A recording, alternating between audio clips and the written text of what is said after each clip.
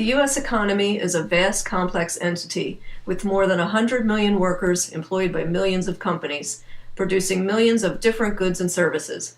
The simple circular flow model represents the transaction that take place between the households and the firms.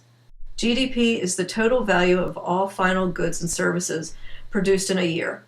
With the understanding of the simple circular flow model, we can calculate GDP in one of two ways: adding up expenditures on final goods and services, or by adding up incomes received by individuals.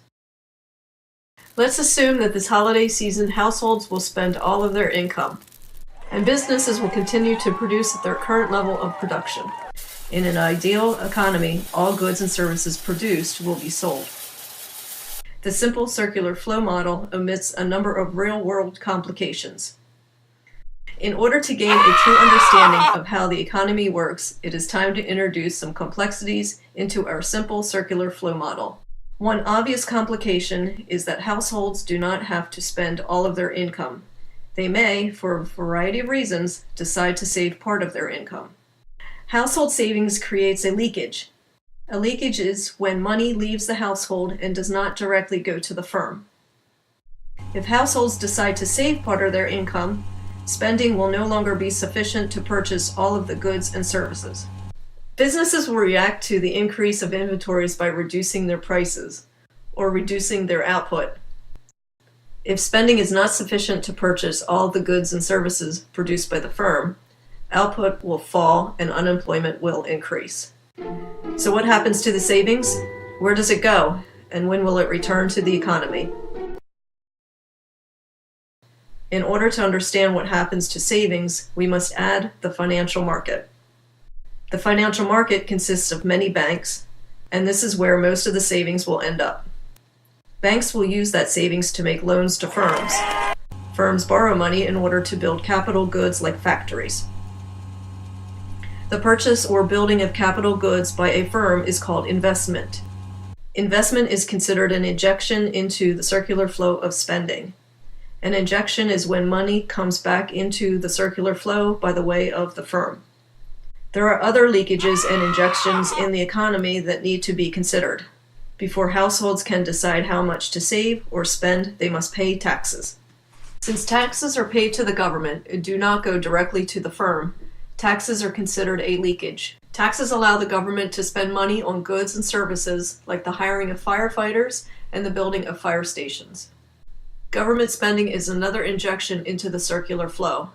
Government spending happens when the government buys goods and services from the firms.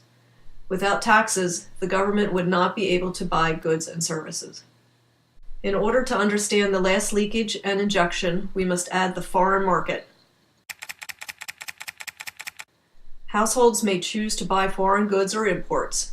This transaction constitutes a leakage from the circular flow. Individuals in other countries may choose to purchase U.S. goods and services or exports. This transaction is an injection into our circular flow of spending. Our simple circular flow diagram is not so simple any longer. We talked about three types of leakages from the spending stream: savings, taxes, and imported goods and services. We also talked about three types of injections to the firms: investment, government spending, and exported goods and services. Let's take a moment and examine the impact of leakages and injections into the macroeconomy. Let's assume that the economy is at full employment, where total spending equals total output and total leakage equals total injections. The government decides that in order to cover their spending, they must increase taxes. Since households do not have as much money, total output exceeds total spending.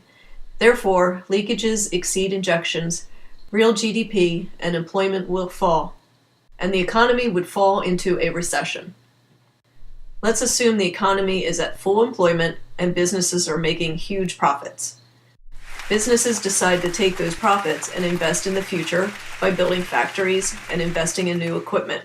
Due to the increase in investments, total spending exceeds total output.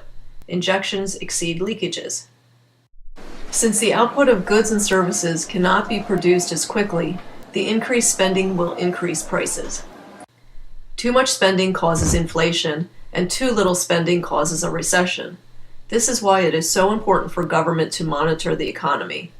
In a later episode, we will learn what the government can do to end a recession or a time of inflation.